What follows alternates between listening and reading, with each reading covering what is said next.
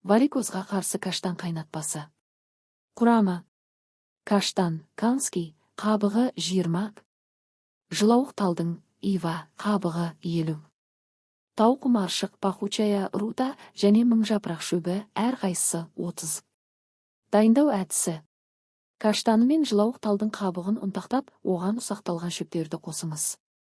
Қоспаның 2 ас қасығын эмаль кастрюльге салып, 0,5 литр су құйыңыз. 30 минут тұндырып, отқа қойыңыз. Қайнағаннан кейін баяу отта 10 минут қайнатыңыз. Оттан алып, суытып, сүзіп алыңыз. Қолдану тәртібі: бұл қайнатпаны варикозды емдеу үшін ішет, күніне 3 рет, тамақтан 30 минут бұрын стақаннан ішу қажет. Сіз маған тіркелсеңіз өкінбейсіз.